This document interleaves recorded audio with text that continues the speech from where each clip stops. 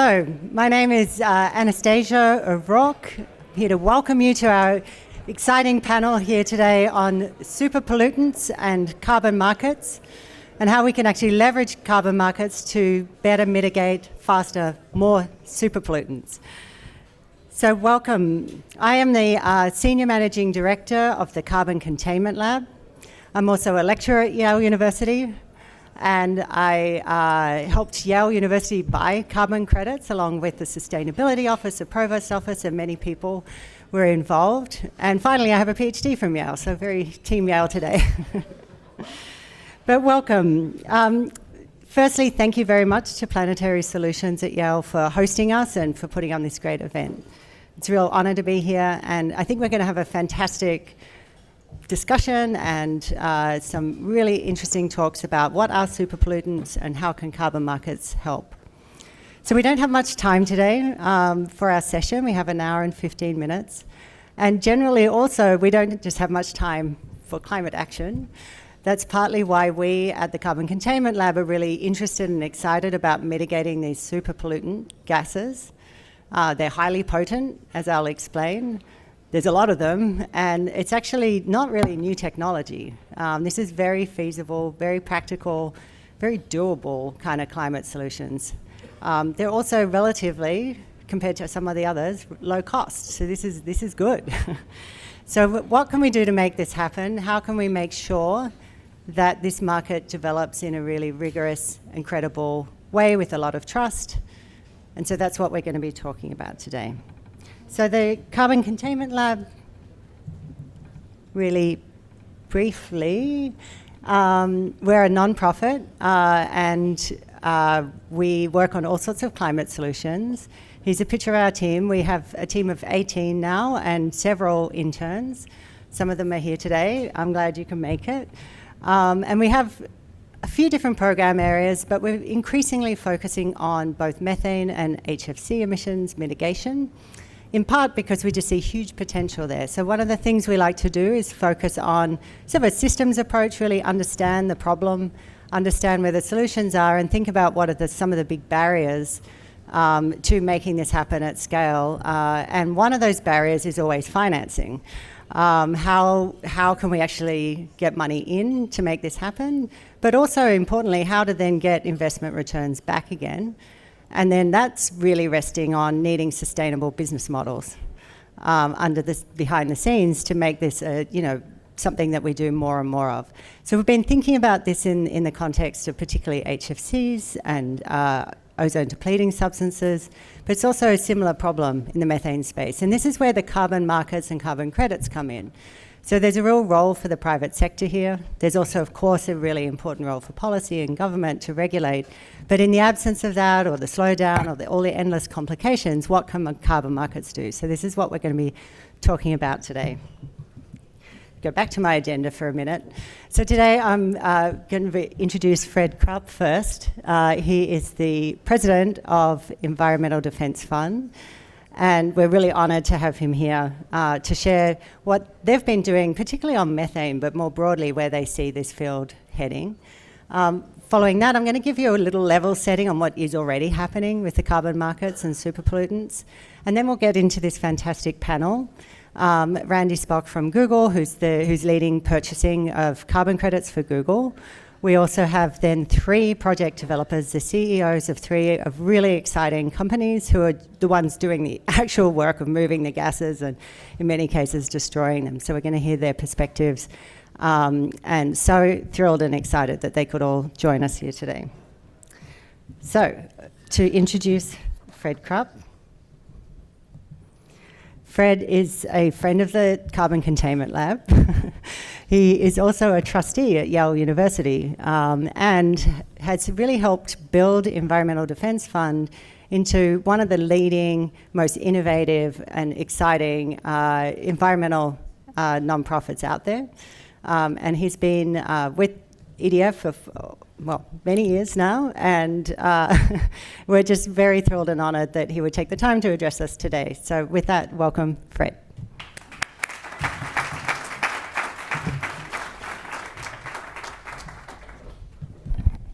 Thanks, Anastasia. It's an honor to be invited by the Carbon Containment Lab to this event.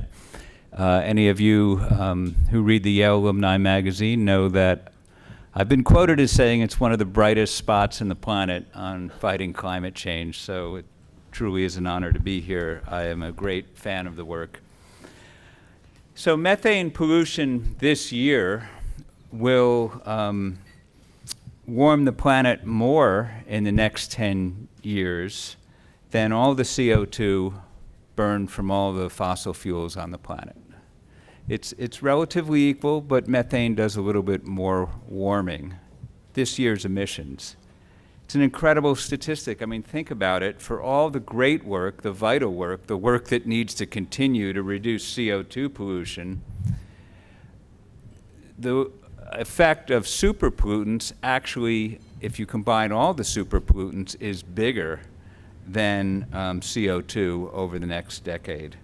And so that's why we're here today, to talk about superpollutants. Superpollutants, a well-named class of pollutants because they are incredibly powerful. Some of the HFCs are thousands of times more powerful than CO2 in their effect on the planet, pound for pound. And methane itself is 80 times more powerful over the first 20 years after it's released than CO2. So I want to talk a little bit about the, not so much the problem, but the opportunity that superpollutants give us and the important role of markets, a few thoughts both on the path forward and corporate leadership. So yeah, superpollutants are a profound threat to all of us, but because of their intense power, they're also a big opportunity. If we reduce them in a hurry, we see effects in a hurry. It's in a very leveraged amount of impact we get. I would say it's one of the fastest and most cost-effective ways that we can actually lower the temperatures that we would otherwise see in the next decade is by reducing specifically methane, which is the biggest of all the superpollutants in terms of its effect on the climate. And it's not just its effects on the climate. If we could reduce anthropogenic methane by actually just oil and gas methane, the most tractable piece of the problem, by 45%, we would prevent about 750,000 hospital visits a year due to asthma attacks and 250,000 lives saved by 2040, according to the Global Methane Assessment. So, you know, it's an important opportunity. Now, I did not say that I was going to spend a moment talking about the situation in the United States, but how can I stand up here and not do that? So I wrote a little bit about this in the Wall Street Journal today in the op-ed page about the need to generate electricity, and sure, we need some permitting reform, but we also need the current administration, the Trump administration, to end its war against clean energy. And I would say the fact that this administration for the first time in a generation, is refusing to make available the U.S. greenhouse gas inventory, including the inventory on methane, is unacceptable. They've imposed a needless decade of delay on the methane fee.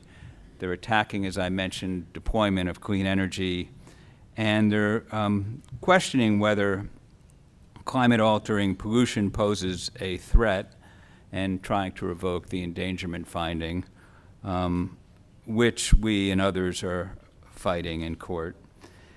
But getting back to, you know, what can be done right now, communities all over the country are working to reduce pollution no matter what the federal government does, and working to adapt and make their communities more resilient in the face of the warming that is already here and going to be exacerbated. The other thing that we can all do is focus more on the highest leveraged opportunity we have to reduce warming in the short run and reduce the ferocity of storms. It's not just the warming, it's the strength of hurricanes and the length of droughts and heat waves. And superpollutants give us an opportunity to do that. So, one of the ways to do that is, as Anastasia mentioned, is through markets. And because markets can move money and move money into things that can reduce superpollutants, the high-quality superpollutant credits, high-quality real credits that are real action, can drive innovation and unlock the investment we need. And you'll hear more from Anastasia and the panel about projects that are already underway, but things like plugging abandoned and marginal oil wells that reduces methane, capturing landfill methane gas, reducing refrigerants and F-gases, all of these things are happening. And the question for us is, one of the questions for us and for this panel is, how can we bring those to scale so they happen at a quantity that really matters? One of the questions that there's not yet a clear answer to is, from a scientific basis, from a rational basis, from an economic basis, how should we value a credit from a superpollutant? And joining me here today, would you raise your hand, Chris Costello? Is EDF's new this year chief economist, and Chris and his colleagues have done some really innovative, brilliant thinking on this. The old way of thinking about it is maybe you should count a ton according to the CO2 equivalent. Chris has proposed a new way of thinking about it, which I think makes a lot of sense, is looking at what is the social cost of a particular superpollutant and comparing that to the social cost of carbon. So more questions on that, I'll point you to Chris. Other thoughts that I have, I wanted to kick us off with starting thinking about the path forward. One thought is just that let's not lose sight of the fact that measurement matters. If we don't have good measurements, what we get is guesstimates, estimates, quantities based on factors that we have found in doing real measurements are often wildly off. So, metrics matters, and not only for carbon markets, but in just a regular compliance system, rules and regulations, voluntary efforts, having stringent MRV and transparency is just essential. Compliance also matters. So voluntary efforts to reduce superpollutants are great, but we need more regulatory structures in places where that's possible to get to scale. In the EU and in the UK, there's now introducing methane into their ETS starting in 2026 in a small way, but nevertheless, it's an important signal that these superpollutants should be addressed. I might also say that this week I was very heartened that the EU continues to hold the course on their very important methane regulation, which will impose standards on LNG imported into the EU. The third thought that I have is voluntary leadership matters, especially at a time like this in the United States when government policy is going backward. We need stronger voluntary leadership. And looking again, for example, at the EU, they do not address in their ETS organic waste. So there is opportunity for voluntary action, which could be coupled by carbon credits for diverting organic waste from landfills. And my fourth thought is credibility matters. And, it's very important that those of us thinking about markets think about how emissions trading cap and trade systems have been subjected to a lot of criticism, and a lot of that criticism is valid. And we need to design and enforce carbon markets the way they've done in California and the way they've done in the European ETS, that has credibility because it has measurement, it uses high quality data, and also is making a credit mechanism or trading available to companies that have, reduced their own footprints on site and done what they can first in order to be credible buyers. So let me just say a word about corporate leadership, which, as I mentioned, is just so important at a time like this. Corporations, in many cases, are stepping up. They need to step up more. In the carbon market space, I think it makes sense for companies to build balanced portfolios of credits with different pollutants, different time scales, buy credits that have a restorative effect in nature or protect against deforestation from nature.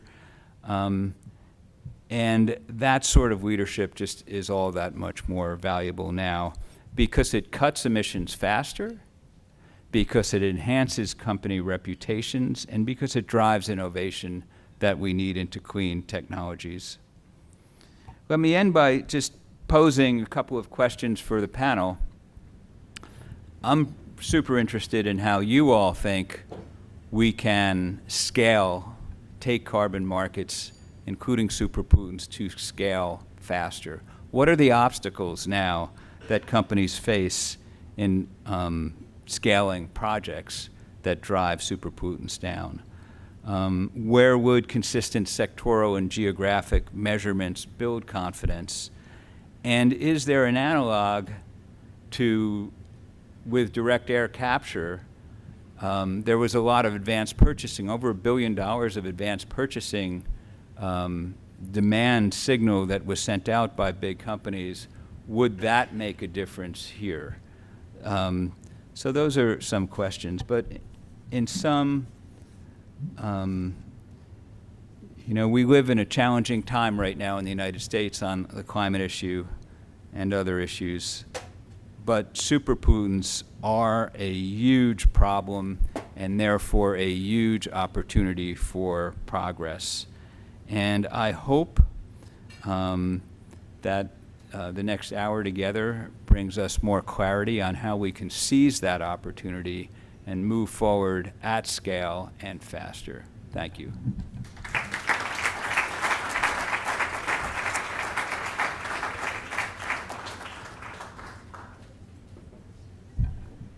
Thank you so much, Fred. I'm going to do my little level setting of what we're talking about here for those who didn't catch that exactly. We have a range of different superpollutants. This is not all of them, but these are some of the big categories. And you can see that they have different atmospheric lifetimes. But over a 100-year period, with a global warming potential measure, they're many more times more potent than CO2. This is times CO2 equivalent. But in the shorter term of over a 20-year period, they're even more potent. And so this is why many people are excited about we can do this sooner. And as Fred mentioned on the right, you can see a nice chart by the Climate and Clean Air Coalition, who's talking about some of these superpollutants are really big drivers of near-term warming. And so people are talking about, well, if we mitigate these, we get this emergency brake, we can give some climate relief. We, of course, still need to work on CO2. CO2 is the big source of emissions, but these are also very long-lived in the atmosphere. And superpollutants offer a way to, let's start addressing this now. We worked at the Carbon Containment Lab on a white paper that's now available online if you'd like to download it. Just giving an overview of what is happening in the carbon markets with superpollutants today. Calyx Global is a carbon credit ratings company. And in that, we just looked at data and said, what is actually happening, what has happened to date. And one thing at the lab we looked at as well is what are these methodologies, which are the key standards by which you can create a carbon credit, how many are out there already? And you can see there's, I think it's over 143 active methodologies right now for different techniques for reducing super pollutants. So there's a lot of experience in the field with these. Now, not all of these were winning projects and there have been some bumps along the road, but it's actually quite instructive to take a look at what's already been done. So the total number of credits, we've had quite a lot of experience. These are in terms of millions of tons of CO2 equivalent. And that's measured on this GWP 100 level. But we've had a lot of growth recently in projects delivering on these credits. And at the lab, we did a little, projection of like, if we just take the same growth rates and project it for the next 5 years, we could get up to 500 million credits. So this is actually a fairly conservative number. We think this could be much bigger. But it's interesting. Now, Calyx, as I mentioned, they've been rating carbon credit projects. They've done over 1,000 ratings of different projects at this point, and they took a little look into their own ratings and said, how do super pollutant, projects compare to non-super pollutants, so mostly CO2 projects in the purple. And what they found was actually the highest rated projects are ODS, ozone depleting substance destruction. And you can see it skewed right. But it also, just don't forget, that there are some projects that aren't doing so well according to their ratings. So there's a range, and there's a range of experience out there. But this was sort of exciting to see that actually if a lot of these projects are very measurable. To Fred's point, we can actually measure the gases and see them being destroyed. That's good. Whereas and the baselines are quite clear. The case for additionality is very clear. And some of the nature-based projects which have struggled recently have been going through a big reformation now, and they're reforming some of the methodologies. They're taking a hard look at them. And so this picture is going to change over time. But right now, this is sort of what's available according to some of those ratings. So that's, heartening in some respects. So are we there yet? Is this, just based on the roughly 420 million tonnes that have already been mitigated just through the voluntary carbon markets? I'm not talking about compliance markets here. And this is actually quite a small amount relative to the amount of emissions. So there's a long way to go. I think we're at something like 3% of estimated emissions that the voluntary carbon market has been able to take on thus far. So there's a lot of growth potential. Unfortunately, there's a lot of gas still out there. It continues to be emitted. And so really this question of how do we scale up these markets to address these. It's not all projects and not all emissions really suit the voluntary carbon markets, but some do. So how can we bring more into this space and do it well? So let's turn now to our panel. If I could just invite our panel to the stage. What I've asked them to do, just if you take a seat, it doesn't matter which order. What I've asked each of them to do is give a couple of minutes, brief introduction to what they're doing at their companies and give us the sort of elevator pitch version. Now, the elevators in the club were fairly crowded and tight and slow, but around 2 minutes each, if you wouldn't mind. And we'll start with Randy, and then I think we have Ben, and then Tim, and then Lewis. So please, and then I'll moderate the panel after that. Randy. Wonderful, and I'll start by saying I added it up. This is the 8th super pollutant event that I will have done at Climate Week this year. I literally had to leave another super pollutants event midway through to come to this one. So first, amazing to be in a place like this with this much interest. And two, if I say something you've heard 7 times before, my apologies. So let me zoom all the way out to exactly what we're talking about from Google's perspective, which is sort of what the private sector can do. I wish I had an entire boatload of other Google people with me to talk about all the things we're doing on the decarbonization side of the house, clean energy, et cetera, et cetera. I lead our carbon credits and removals program. And the point of that program is to address whatever remaining emissions Google has that it can't reduce in whatever way most helps the planet solve climate change. And that leads us to think very open-mindedly about what is the right way to do that and how do we bring other people along with us. So we started with, carbon removal, co-founding Frontier, co-founding Symbiosis. In the past year, we looked around and said, for all the reasons Fred went into, we have a huge blind spot, which is all the non-CO2 greenhouse gases. It's up close to half of warming. It should probably be more than 0% of our program. And so, Anastasia, I don't know if you want me to go all the way into what we're doing. I'm happy to, or I can pause it there. And okay, all right, I'll finish. Yeah, okay, I'll finish it out. So once we came to that realization, we wanted to do two things. We wanted to take immediate action to show the kind of potential that is out there for these kinds of projects. And we wanted to set the right precedent with those projects for measuring things really robustly and transparently and just being honest about exactly what impact is happening from these projects. So for the first part of that, we announced a partnership with Recool It. Lewis is on stage. They're destroying HFC gases in Indonesia that current state technicians are just uninstalling at end of life and venting right into the atmosphere, intervening and destroying them instead.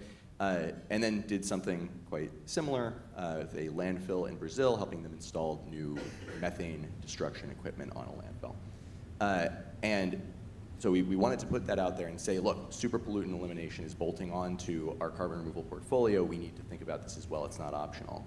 But the other thing we wanted to do is set some precedents to make that impact as rigorously measured as possible. So we did a few things on that note. The same way we do for our carbon removal purchases, made these forward purchases. So this is impact that's going to be delivered to us by 2030 on the basis of new actions that are being taken by these companies. We're not just sort of embracing the credits on the market as they are today.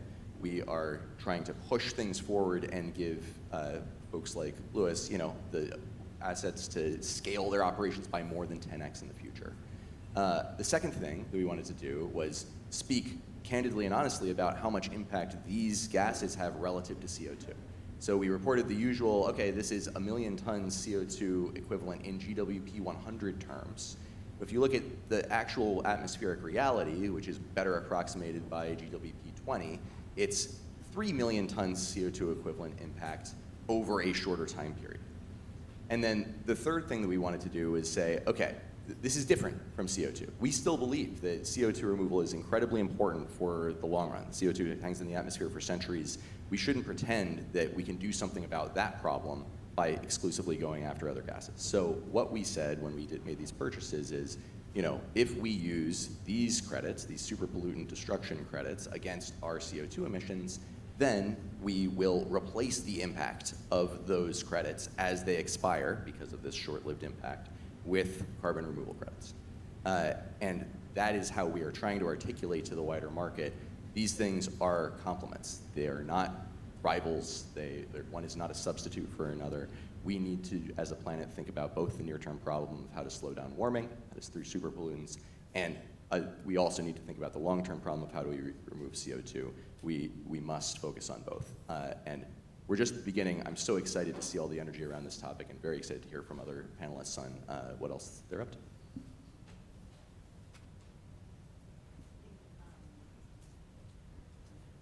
Yeah, I can go next. I'm Lewis. I'm the CEO and co-founder of a startup called Recool It. I'm on this panel because they couldn't find enough Yale alums to put up here. Yeah, so as Randy said, we deal with HFC emissions. We're operating in Indonesia right now. And to go back to what are HFCs, why do they exist? This is a class of chemicals that, along with ozone-depleting substances, has been invented over the last 100 years to support cooling, which is, I would argue, a fundamental part of modern life and increasingly becoming a human right. So this is the cold chain for food and vaccines. This is cooling, which keeps people comfortable and safe and healthy, especially during heat waves. But all of these cooling devices are full of hydrofluorocarbons, which they need to operate. And when those devices reach end of life, as Randy said, technicians come around and open them up and let the gas out. And they do this not because they hate the environment, although some of them, especially in the US, are a little bit skeptical about climate change. But there really just aren't alternatives for them. There's not supporting infrastructure in most countries. It's expensive and inconvenient and more time-consuming for them to deal with. So what we do at Recool It is provide basically all of that support to ensure that those gases are collected and disposed of sustainably instead of vented. So we provide tools and training to the service technicians. We provide a buyback program to incentivize them to participate. We provide the logistics network. We pay for the destruction. All of this is tracked on a technology platform that we've developed. And that is what enables us to turn these activities into really high integrity carbon credits that we sell to companies like Google. Yeah, that's it.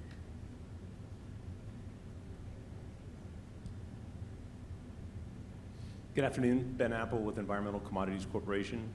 ECC generates carbon credits by destroying methane emitted by coal mines. It's a company I founded in 2014 because no one was really paying attention to the specific type of mining technique that results in high concentration methane being emitted to the atmosphere. I have one slide. I promised I would keep it at one. All right, there we go. The visual sometimes helps explain what we're doing.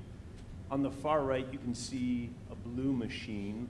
That is owned by the coal mine, and common practice is to use that machine as a vacuum to evacuate methane from the underground workings of the mine. The mines must do this for safety.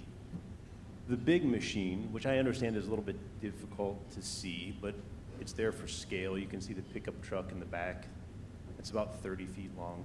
That replaces the vacuum that the mine typically uses and applies a vacuum to evacuate the methane the same way, but we monitor the methane continuously.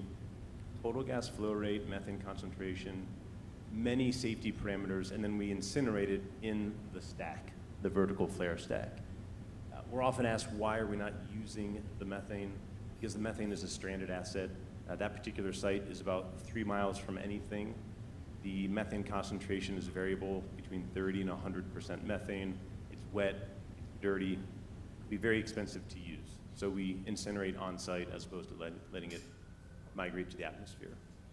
We operate on 3 different types of mines. This is an active mine that's producing coal for thermal generation, for electricity generation. We work on met coal mines, where this coal is used to produce steel, and then we work on abandoned mines. Some of these mines were abandoned last year, some were abandoned 30 years ago before climate change was a thing. And we differentiate between or among those 3 types because of the different buyers have different preferences and the types of credits that they purchase. Up to now, we've been 99% operating in the California market. We have 1 project registered on ACR's voluntary program, received an A rating from B0, and I've actually come to this Climate Week because I'm VCM curious. We're thinking about migrating 3 additional projects to the VCM and trying to get a feel for how that's going to work.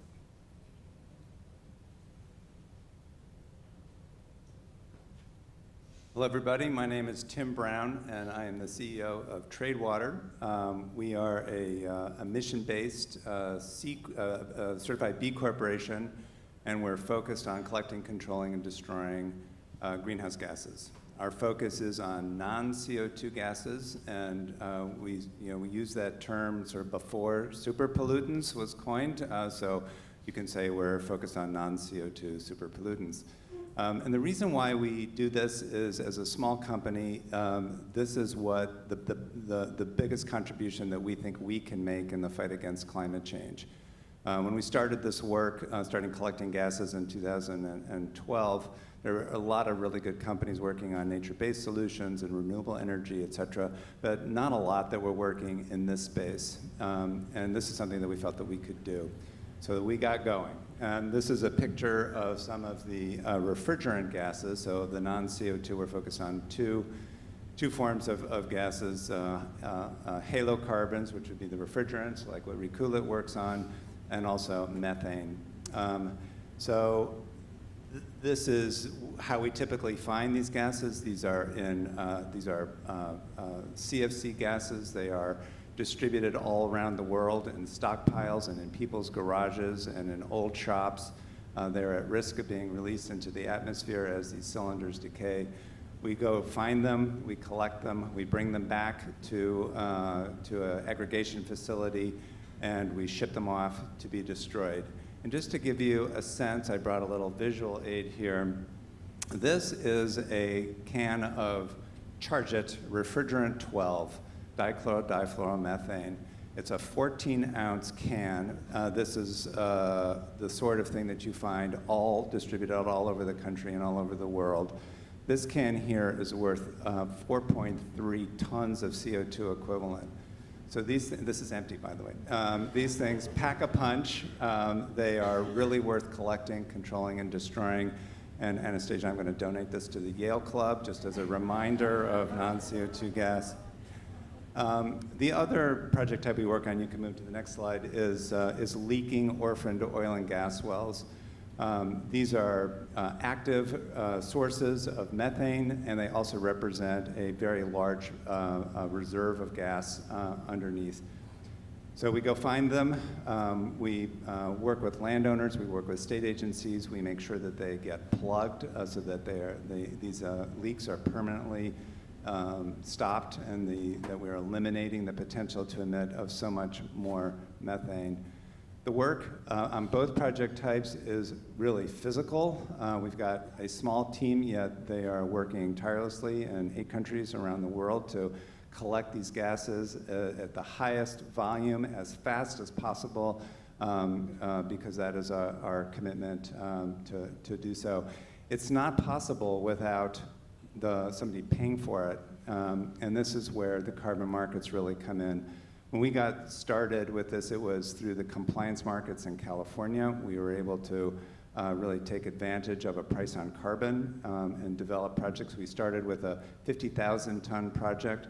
That work has grown to 10.5 million tons of impact because of the carbon markets, both the compliance market and the voluntary carbon markets. It's essential to find those leading companies and institutions and organizations that really value the climate benefits that come from this work and pay for it. And as they do, then we can simply go out and do more of it.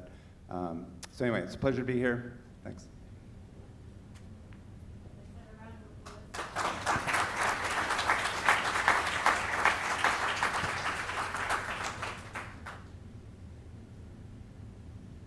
Okay, now we're going to have a little discussion here, and please feel free to ask questions of each other as well, based on what you just heard. I'll kick it off with a couple of questions, and then hopefully we'll have time for some questions from you. There's a big group here and a lot of interest, which is exciting, so if you do have questions, keep them spicy and brief. No rambling, please. That goes for all of you too. Anyway, I'm so interested in the financing of these projects, and one of the things that Fred mentioned was this idea of advanced market commitments, or so basically the ability for buyers to say, I will buy this upon delivery in the future, which then enables companies to ramp up supply and take some risk in doing so. Is that something that would help you all? And what are some of the barriers to doing that? And so, Randy, I know that you said that the 2 investments or purchases you've made were structured with this sort of forward offtake type approach. Maybe we can start with your thoughts on that, if that's particularly useful in this field as well, as similar to what you saw with CDR, and then we can hear what the implications would be for the project developers. I'll try to be quick because I feel like the rambling comment was directed at me, but okay. So one thing I'll say is quite literally, real-time update. The meeting that I left to be here was talking about that. So like there is a live issue, and we're actively all thinking about what is the best way to really unleash the resourcing that projects like this need worldwide.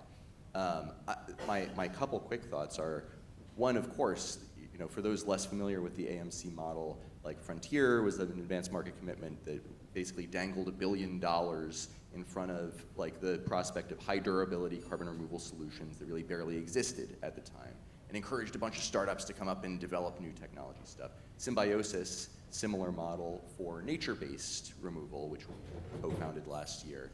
I think there are definitely similarities with this field. It needs like infusion of stuff, it needs commitments, and so that part is very much on the yes, let's do something side. I think it's also worth thinking about how these projects are different from some of the other carbon removal technologies. I think in some cases we do absolutely need technological innovation in the super pollutant realm. In other cases, the problem is more one of coordination and how do we figure out the right way to, for example, close all the dump sites in the world and get the organic waste methane that's coming out of that just out of the equation. So live, active discussion, I'm curious to hear what others think about what the right structure of something like that could be. With very, very keenly thinking about it.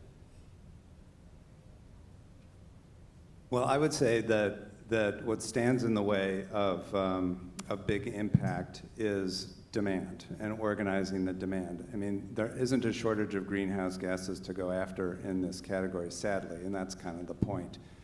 So I think that the ability to really do this at scale requires that that we're organizing demand in order to get there for the climate benefits that come from this work.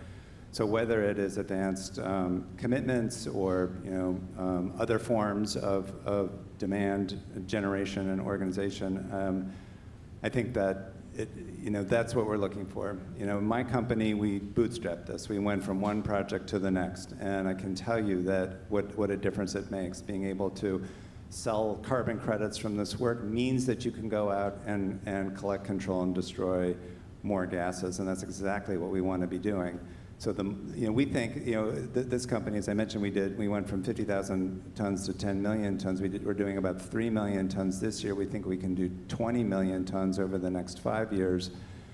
But it's not enough to go find those gases. You've got to be able to find supporters for it too. And that, when we think about impact, it is the combination of supply and demand. So we have to work on both of the sides of the equation vigorously.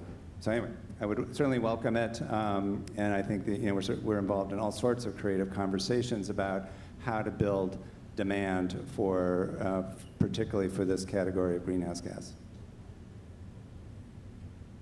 So as I mentioned, we sell mostly to the California market, so the demand is there. For us, it's the price uncertainty. Earlier this week, we transacted at $13.25, which is higher than we anticipated. It's enough to keep the lights on and enable moderate growth, but not the type of growth that we need to make a difference. So for us, as we look at the volunteer market, we're looking for prices more aligned with the value of the destruction and not linked to the California market. Beyond that, I would say the other obstacle that we deal with is cultural within the coal industry. Probably not much of a surprise to those in the audience. We can only say so much to the coal mines. They know what we do. But I don't hear bankers, lenders, insurers, I don't hear data centers asking what their suppliers are doing to mitigate methane across the entire supply chain. And if you do the math, you would see that methane emissions that occur at the mine are between 1% and 5% of the carbon intensity of electricity generated and put onto the grid where coal is a primary supplier. The industry is not asking coal mines what they're doing about it. And I think just the question would cause a lot more response than what we get alone. Yeah, so I'll agree with Tim that what we need is more demand in all its forms, and I welcome 100 different financing instruments that Randy and his team are going to come up with to make that work. The nuance I'll add is just that traditional carbon projects are that you have a big chunk of land, usually some kind of forestry related project, and you can kind of bound how many credits will be generated per year over N years. And that makes it financeable, right? That means that you can go out and kind of secure the buyers for those credits, and you can secure the funding that you need to execute on that project.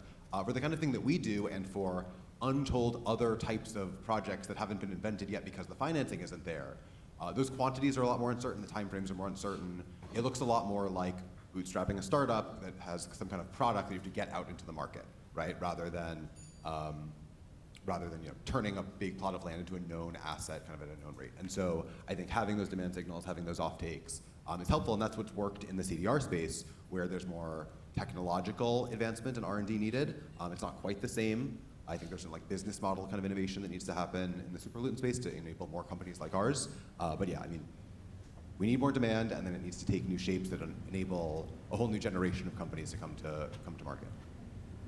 Maybe I'll just add the sales pitch so that none of you have to, the reason Google got involved in this is not because Google's cool and wants to be the only one doing it. It's because we think everybody should be doing it. We'd like to encourage you to do it, and we might like to make it easier for you to support this stuff. So if there are any buyers who want to buy super pollutant credits, just like talk to me. I'm happy to talk to you about like helping you get over whatever you are thinking about that's standing in the way of doing that.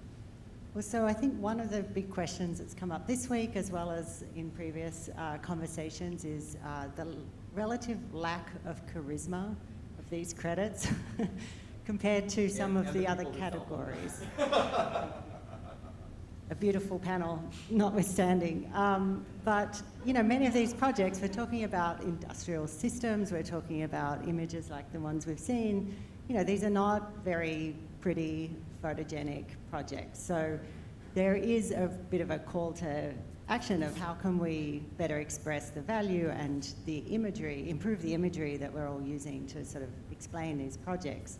Has that been a particular barrier with any of the, for any of you to answer, but for any of the buyers, are they worried about reputational risk or the image problem, or are they able to deal with that?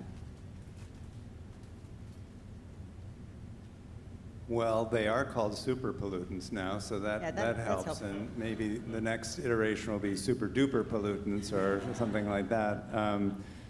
Certainly when we got started, this was not a charismatic carbon project type.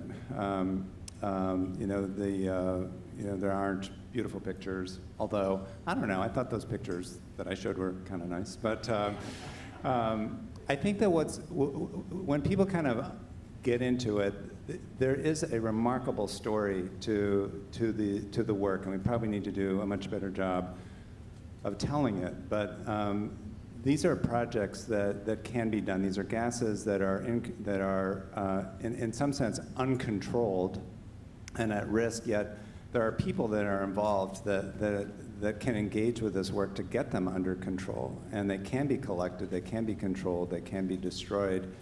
And the arc of that work is really fascinating too. I mean, we're talking about individuals that have this stuff, or we're talking about farmers that have wells on their land, or we're talking about stockpiles in a government facility in Thailand, et cetera, that has confiscated illegal imports. There is a narrative to it that is compelling, and it's doable. So when we're talking about fighting climate change, this is actually something that we can all do.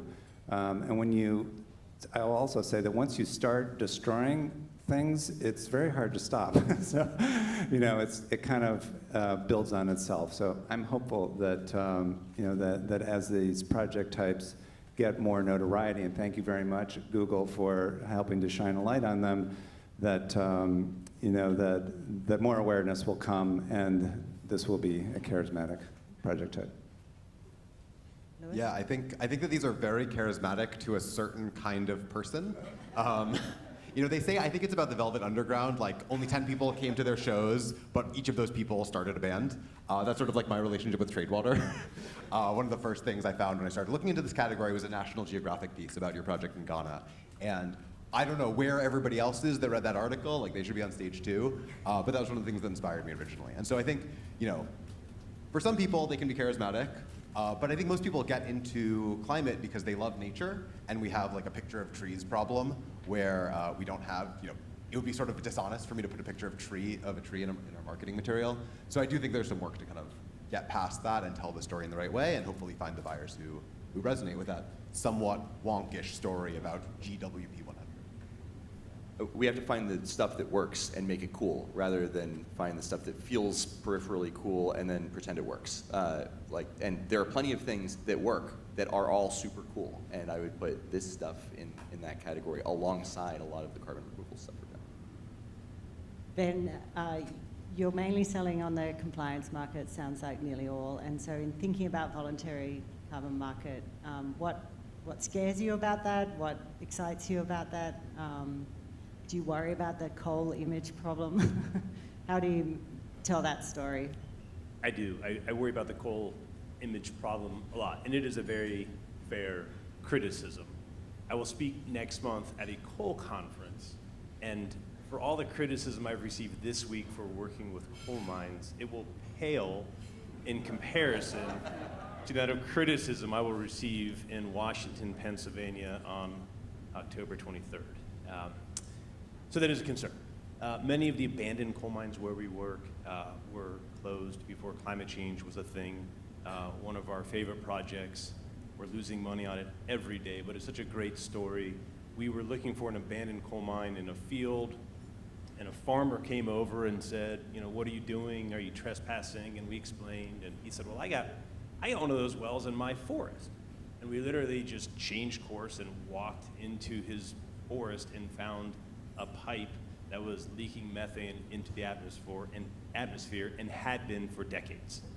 So we dragged our smallest flare that we could design down to his site, and we're burning 10 cubic feet per minute, 98% concentration, and we've been doing so 24/7 for about 5 years. That's a good story. Talk to me about the thermal coal mines that are making a ton of money right now that are not interested in voluntarily reducing their emissions. Yeah, that's an image problem. We struggle with that, and I'm actually here for answers because I have not cracked that one yet. So this is a good bridge actually to talking about, can the carbon markets be a bridge to regulation? So this is one of the cases that's often made that, you know, this is voluntary carbon markets are a way to try new technologies, to figure out the measurement, verification, get the technology working, figure out some of the infrastructure, but over time we may want to transition this to a regulated, you know, activity. Has that happened in this space, or is that likely to happen? I mean, it's very different in the sectors that you're in, but any thoughts on whether that's, you know, something we should, as a community, be working actively towards? Yeah, so I think about regulation a lot. For hydrofluorocarbons, like for chlorofluorocarbons before them, there's an international agreement to phase them out over time by 2050. And I think the role of the carbon markets is to bridge that gap and minimize the amount of emissions that are kind of baked into that model under the curve. So it's not like, you know, there's some project types where you kind of feel like you're paying indefinitely, right? And every year, you know, you're going to be paying those carbon credits to prevent those emissions every year till the end of time. And so we're really explicitly not doing that. And I think that's part of a compelling reason for this category. You know, if there is a role for regulation, it's not going to solve everything. There are certain kinds of things like these distributed point sources that are logistically heavy and that are kind of prone to perverse incentives if you do it wrong. Like, regulators are not going to solve that problem. They're not going to solve it in a way that anyone in this room would be happy with. And so the carbon markets really are the perfect thing to bridge that gap. I would agree with that. We don't think carbon credits are the long-term solution. They are a bridge to widespread adoption of processes and technologies. Our challenge is that despite hundreds of thousands of operating hours and millions of tons of CO2 equivalent destroyed, there is still reluctance in the industry to adopt our technology, but also there is no mechanism, no path for our technology or any other mine methane combustion technology to be recognized as best available control technology, specifically because regulatory agencies do not recognize methane as a pollutant. And if they don't say the word methane, they can't identify a best available control technology that destroys the methane. So it's both regulatory and industry that is in our way. And is that at the federal level or states? That's federal and state level. You know, I would say that the voluntary markets are very helpful particularly with respect to informing a compliance market. So our ability to have done work in the California cap and trade program for ozone depleting substances and now in Washington sort of has its roots in the voluntary carbon market where a lot of these ideas were worked out and where companies took risk and methodologies were written, et cetera. And so it sort of was a proving ground in order to lead to that outcome, which has been a really terrific source of financing to get after a whole lot of gases that otherwise would not have. Some of these project types, though, really do lend themselves to private climate finance simply because there isn't a responsible party to hold anybody to account. To hold account. So for instance, orphaned oil and gas wells where there is no operator, there's no responsible party, where there is not sufficient funding available to states, it's a really nice place for private climate finance to come in. So too with ozone depleting substances around the world, where the Montreal Protocol did a terrific job in banning the production of these gases. It was silent on all the gases that are still in use, and there is no provision for end of life. So there is no mechanism that you can really point to that would create that kind of regulatory outcome, which means that there's a really important role for climate finance. And just to emphasize something you said and Lewis echoed, it's not just about pouring money into this field, it's about getting the measurements right. It's about making sure that we can really define what real impact is. And that's important because I think people sometimes lose track of how fundamentally audacious a concept a carbon credit is. Like, this is one of the only areas in our society where we are trying to price not an activity, but an outcome. There's a reason we don't go to the doctor and pay them for quality-adjusted life years they have added to us, right? We pay them for taking out our appendix. It's really hard to prove that something happened and wouldn't have happened otherwise and didn't cause other things to happen that ate into the benefit of what did happen. And yet that is the task that we have set ourselves for everything in the world of carbon removal and superpollutant elimination. And so another reason that we were so keen on making these forward purchases is wanting to really, really like get right for all of the ways that these projects are having impact, the way that that is measured, and to like apply the latest standards, latest science, both in the measurement, but also in the guardrails for, okay, can we make sure there are no perverse incentives created for anybody from this stuff? Taking an example from the nature-based world, even when you do something cool like plant a forest, if you're planting it on, you know, a place that was previously used as a pig farm, where did the pigs go? Did they go somewhere else to cut down a forest somewhere else? That's something we're handling through symbiosis, fixing that problem, and we have to like be clear-eyed about the need to really, really get measurement right here to make it as trustworthy a set of impact as possible. Well, this is a great connection to my next question, which was really around measurement and new technologies that are starting to really help here. And if you could reflect upon things like, you know, EDF's methane satellite, which unfortunately is not working now, but other, you know, satellite imagery or measurement, detection of these gases, software systems, like how much of those sorts of technologies really enabled what you're doing today, and is there a role for more of that? Is Google working on the measurement data management side of this? There's a lot of people in the room, I think, who have a lot of experience in that technology side as well, and kind of interest in enabling more of this activity, but through the technology lens. Maybe I can start with you, Lewis, and you can talk a bit about the software or any other aspect. Yeah, sure. So unlike methane, HFCs are too diffuse to be remote sensed, except in kind of special cases from fairly close and where there's a giant leak. And even that is like new and exciting. I think new sensing technologies for leak detection on kind of an individual device level are exciting. Hopefully through that we can reduce some emissions that Recool It would not otherwise be able to handle. But in terms of the overall, I'll sort of zoom out and talk about the overall relationship of like technology and measurement to the carbon markets, which is that usually when you buy a carbon credit from a large project, you get like a PDF and maybe there's a map of the whole forest or something. But we have the technology now, and you know there are millions of software engineers all around the world who could build this for most people, is to actually assign particular credit purchases to specific activities, right? If you have the data being logged kind of in a granular way all the way through. And so that's what we do. The carbon markets do not currently like recognize this as an additional source of value, but we believe in it. We think it should be table stakes. And I think superpollutants are particularly amenable to this because it's sort of a controlled system. It's not an open system like a nature-based credit. So I think there should be a lot more of this. I think the markets should recognize it more, and I think we'll see kind of what the next generation of that granularity looks like. The sort of traceability software has really improved the situation, especially for distributed sources. Any big other technology innovations or detection that you'd like to mention? Just to say that we're on the starting line, and you know there is a satellite carbon mapper that already you can go see the sort of amazing images that it creates of.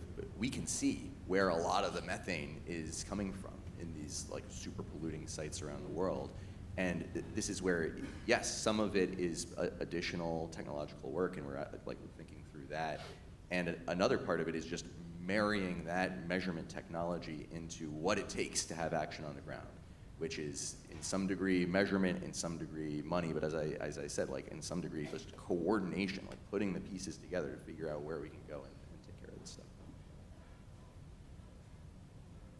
Because I would say that in our work around halocarbons, where we're talking about stockpiles and like cylinders and cans, et cetera, a scale is a good measurement tool, as well as like an analytic sample that will tell you what the concentration is. I think there is more innovation, and it's coming around the methane side, around quantifying leak detection. In some cases, when there's this question of permanence around plugging and sort of revisiting sites at certain intervals to make sure that the plugs worked, et cetera. But we're talking about like real fine grain detection levels that will be interesting to see how the technology evolves, and any of you are probably working on it. But anyway, that's. And anything to add? Imagine a 20-foot diameter hole in the ground pumping out 800,000 cubic feet per minute of gas with 0.5% methane concentration. I can tell you the latitude and longitude of several of these holes in the ground. Methane Sat was directly responsible for us deploying 4 stationary monitoring devices. So for us, that was still a win. But we need more awareness. And I think through awareness, we'll follow pressure. But for now, mine methane emissions are not well understood. They're not tracked, and they're not being monitored. I think at the lab we have a team working on mapping out the different major sources of methane, and there's a lot in natural sources that aren't sufficiently understood, measured. It's quite difficult. They're very diffuse, but they're much larger sources than what people realize. So I think that there's a next wave of projects and things that can then happen in the future, but we need to kind of invest in the research and the development and the testing and the pilots and that kind of thing, like real scientific experiments in the field to even know baseline conditions, let alone doing something about them. So my final question, and then if there's a couple of questions I think we have some time for. Okay, I've got one already. My final question is, Yale University is a great research community, both on campus, but also alums. All the alums I know are very interesting people who love learning and researching and understanding things. Are there major kind of research topics that would really facilitate this field, or big gaps in our knowledge or understanding from each of your perspectives where the research community can really come in and help out here? Yeah, sure. So I think the most pressing area of research is what is the next generation of refrigerants past hydrofluorocarbons. There are some candidates, but they all have problems. There's no perfect solution yet. So that's a very clear one. If you invent that quickly, you will put me out of business, so please do that. That would be great. Yeah, and then I think what remains, kind of to scale up the sort of work that we're doing is really more like practical, almost more like a design school or something, where it's human problems. They're out in the field, they have certain constraints, and we have to make it as easy as possible and practical as possible for people to collect these gases and get them to a suitable facility to destroy them. So yeah, not a big Nobel Prize winning insight. Those are sort of in the past for super pollutants, I think, but really like practical R&D and product development. I would agree with that. I think finding low to zero GWP refrigeration, cooling technology and getting it adopted, accelerating the conversion of systems would be a terrific outcome. I was on at a talk yesterday with an interesting firm. Well, actually, it was from Harvard, so sorry about that. But these are coming. They're going to take not only the sort of the research and the innovation and the technology, but then also willingness of industry to adopt them and give it a try. But I think that this is a terrific area that if you can accelerate the conversion, and then you've got an end-of-life solution waiting for those present gases, I think that's a real climate win. I think, yeah, there are clearly areas where like research and innovation is required. One I'll just point to is, I know the X Prize is circling around this idea of finding better ways to deal with more dilute methane that can't currently be combusted as easily as other streams, which is untaps a big other category. But I think just something to remark on for this is how little additional research is often needed to go out there and have impact, which again is a contrast with some of the longer term solutions that we're looking at that can solve the long-term issue of superabundant CO2 in the atmosphere. There, it's all about what new things can we try, how can we prove they work. Here, there are many things that we know work, and we need to coordinate and go after them the best way. So I'll answer your question with an offer. So we have methane. We've got a lot of methane. And right now we're burning the methane because we don't know what else to do with it. It's a stranded asset. I already talked about the low and variable quality.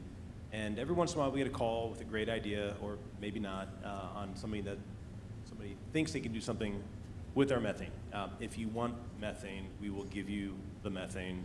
Just make it safe, and we have many places for you to demo, pilot, test.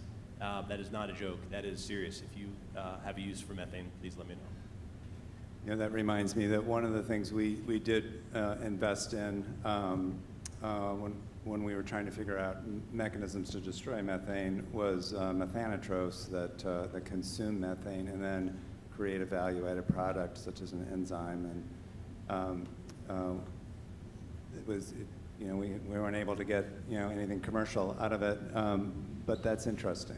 There ought to be some innovative strategies that can take your methane, but really think about, how cool would that be to create a product that its feedstock was greenhouse gas that ends up being destroyed.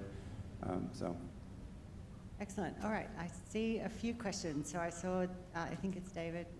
First, you're going to have to just use your voice nice and loud and stand up, and then you, and then you. Okay. Thank you for a great chat. David Antonelli from Transition Finance. My question relates to this last discussion, the previous one that you raised on stage about regulatory, the current market being a transition to a regulated framework. It's great if we can have the solutions that end up allowing us to use these greenhouse gases as inputs to other productive uses. But unfortunately, that may not be the case. And Lewis, you laid out a really good example of how in the refrigerant world, we've got the Kigali Amendment, right? And that serves as a backstop for driving these new technologies.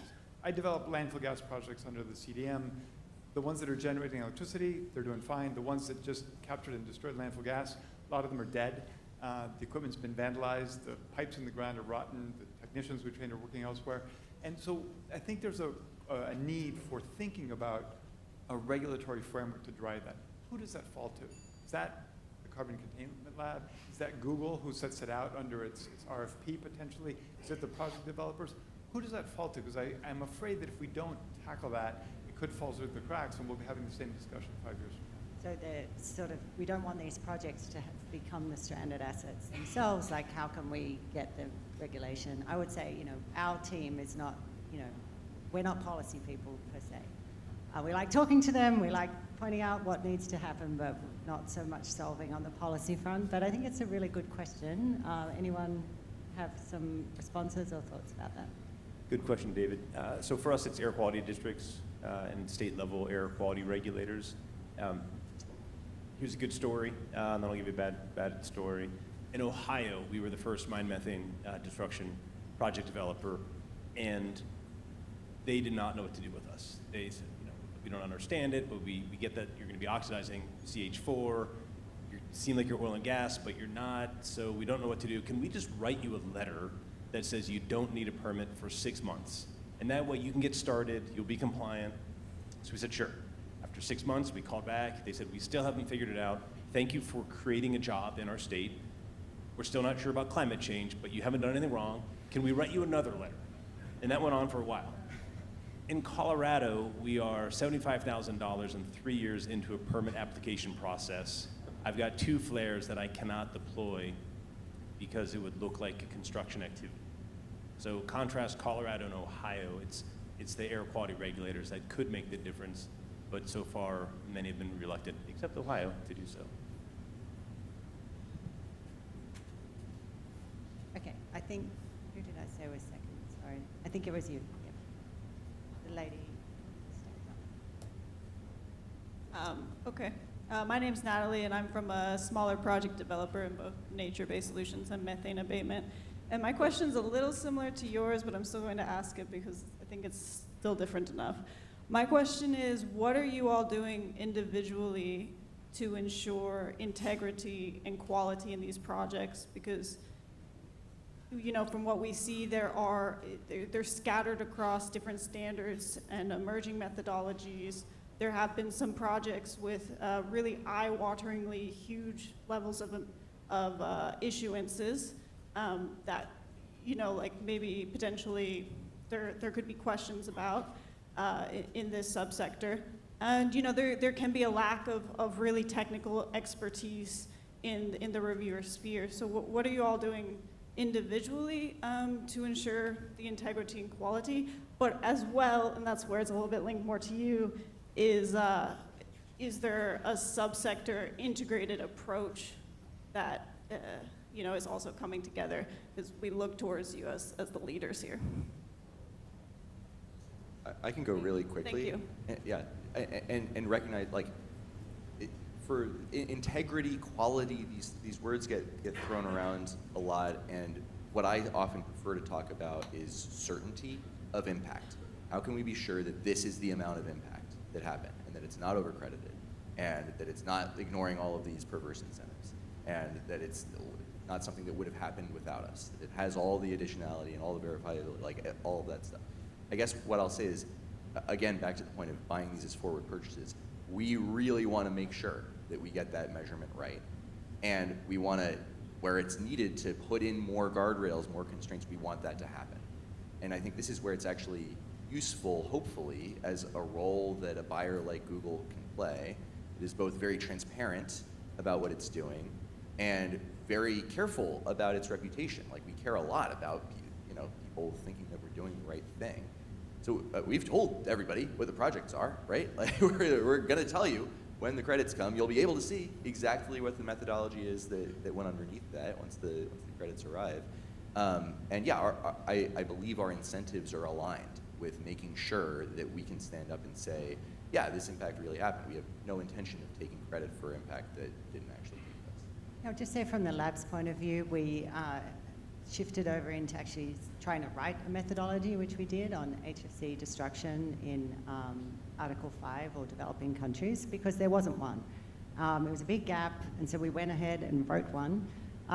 It's now on the One-Shot Earth registry, which is a new registry, as well as the Global Heat Reduction Initiative registry. So a couple of the newer registries have picked it up. Part of the frustration we had with the existing registries is that, you know, we would send in comments, but they were slow, and they had a queue, and they also are dealing with some other issues at the same time. So, you know, it's quite difficult to write a good methodology, I'll say that. We did a lot of red teaming, so we thought about all the ways we could, it's kind of fun, we thought about all the ways we could be fraudulent with this.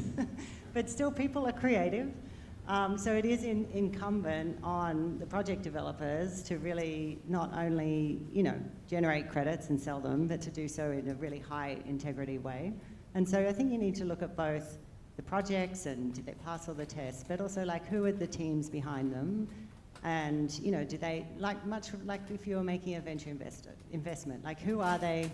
Do we believe in these teams? Have they got high integrity? Do they have any issues that we need to know about? So doing that extra due diligence helps.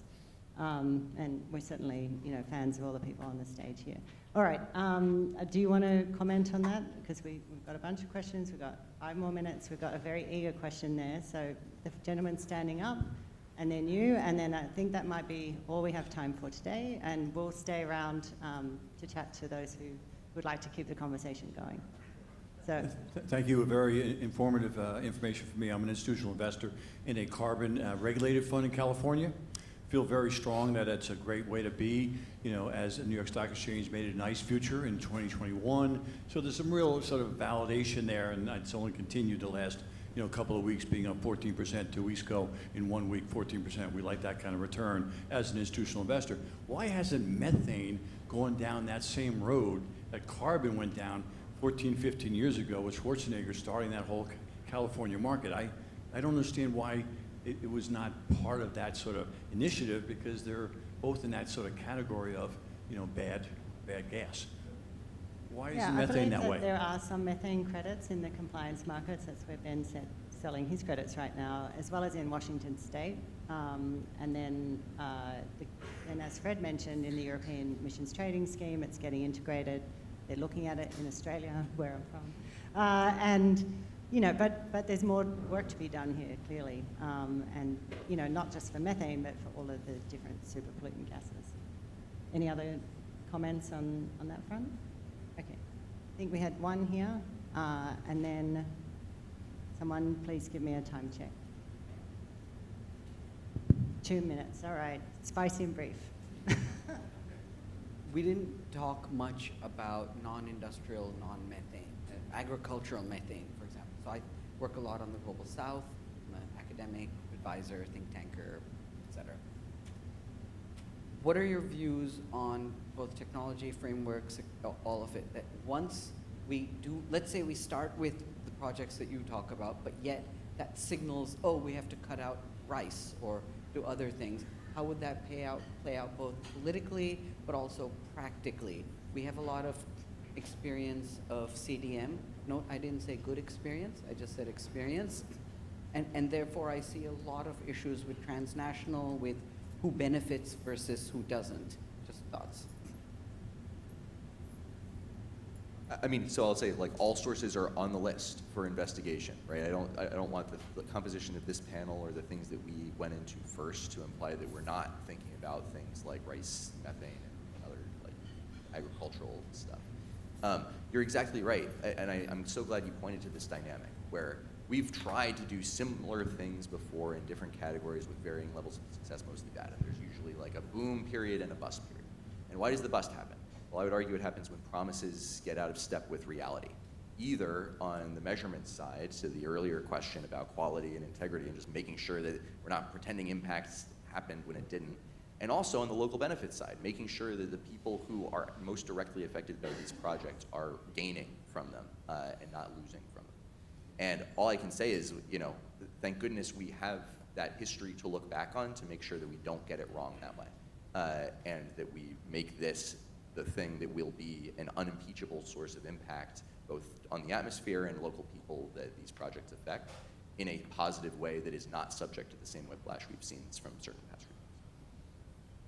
Yeah, I think I want to wrap up. I would just invite you to all learn about this field, stay in touch with us at the lab and the others who are joining us today. I think there's many people in the room who have a lot of experience in carbon markets, as well as in technology development and research to find each other.